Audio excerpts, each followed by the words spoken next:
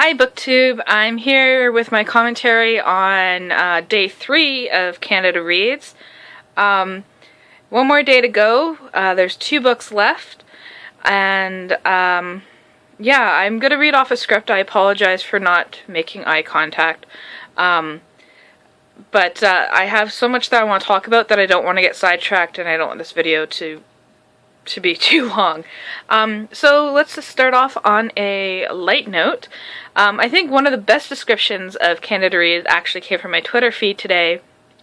Mike Spree said, "The CBC producers will put 3 knives in the middle of the table and just see what happens." And I responded that it's like the Canadian version of the Hunger Games, where instead of killing each other, we debate about topics relevant to us. And it's kind of like, you know, the polite Hunger Games, I guess. And all these books address urgent topics that need to be discussed by Canadians, actually. I was really moved by how eloquent all the opening statements were today. If you paid attention to my Twitter feed at all in the past few days, I really quite picked on Lainey Louie, and I was actually surprised today about how eloquent she was in her opening statement. And I think all these books should be read, and they should be talked about by Canadians. Just quickly, the issues that are raised. The anti-Muslim sentiment in Canada is horrible, and so many people are prejudiced and ignorant about Islam and people from the Middle East. These issues are raised in Intolerable by Kamal al-Salali. Native people have been oppressed for 500 years, and most people are taught that these issues are in the past, but really the government continues to push against Native rights and ignore their dignity. This is seen in The Inconvenient Indian by Thomas King. I just noticed my hair is sticking out there. That's okay. There's also a great push against immigration in Canada from both individual society and the government, and I'm not going to cry because I was crying when he said this. It broke my heart, actually, to hear Cameron Bailey say that immigrants have to do more in order to be seen as equals to people born in Canada, and this is just a horrible thing to hear. I didn't really know that, and I'm really disappointed that that's how people feel. And that's raised in Rue by Kim Twee. Gotta wipe the tears, sorry. Our elders are not taken care of. People who struggle with daily life should have the right to decide when and how they die instead of having to live in mental or physical pain. Those issues are raised in And the Birds Rain Down by Jocelyn Saucier. And I'm pretty sure I don't need to expound on LGBTQ rights that are raised in When Everything Feels Like the Movies by Raziel Reed. I really do want to ask this question: how do Muslims, natives, immigrants, elders, LGBTQ people feel? How are they supposed to react when the government of their country, the government that is supposed to protect them, the society that they desperately want to engage in, keeps telling them that they are not important? And this is exactly what's happening in Canada. Let's not kid ourselves. But those issues we can talk about. The book that was eliminated today was And the Birds Rain Down, and this is an issue that's really near and dear to me about elderly people. However much I love Martha Wainwright, I really felt like she let this book down and didn't discuss the issues that could have been raised. Yes, this book is universal in that we all face growing old. We don't all necessarily get to experience, as Lainey Louie rightfully said, and as I said before, can you believe I'm actually defending her here?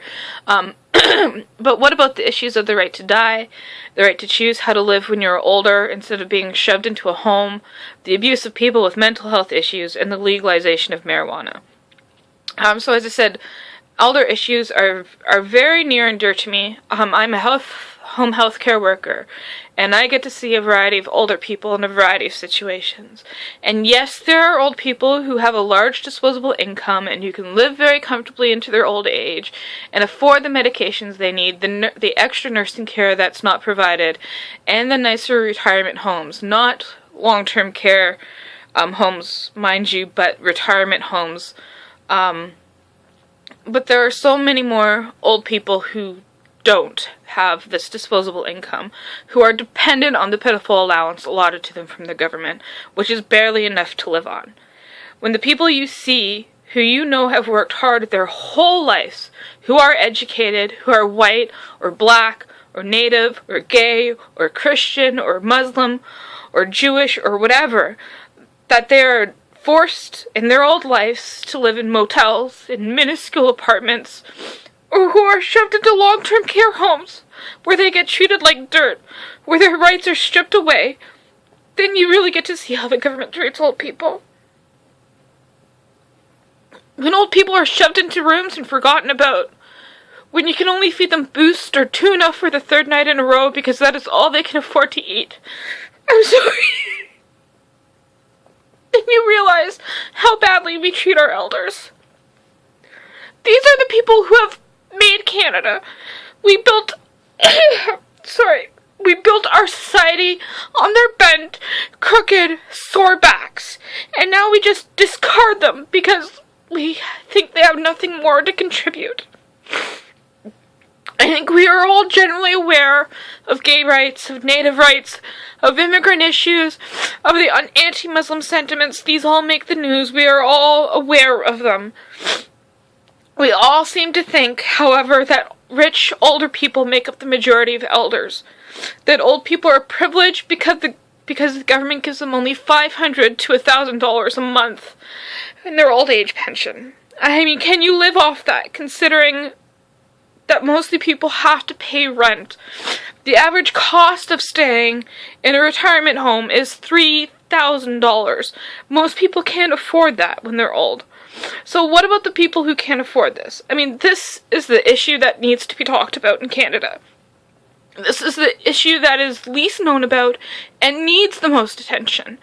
We should be ashamed of what we are doing and the way we treat our elderly. And don't give me this whole pish-posh of privilege. You know, the poor elderly people don't have that privilege. And this needs to be made aware of in Canada. And it really, really disappoints me that these issues were not raised by Martha Wainwright. That they were not raised by any of the other people, because I guess they all do think that the old people in our country are privileged, are rich, have a disposable income, when really they don't. And this issue really needs to be talked about. I'm sorry that I cried, that my voice has gone up a whole octave here, but please, do some research on this, read And the Birds Rain Down, and realize that, you know, these barriers exist in your mind and that they need to be broken. So remember to keep on reading, and thank you for watching.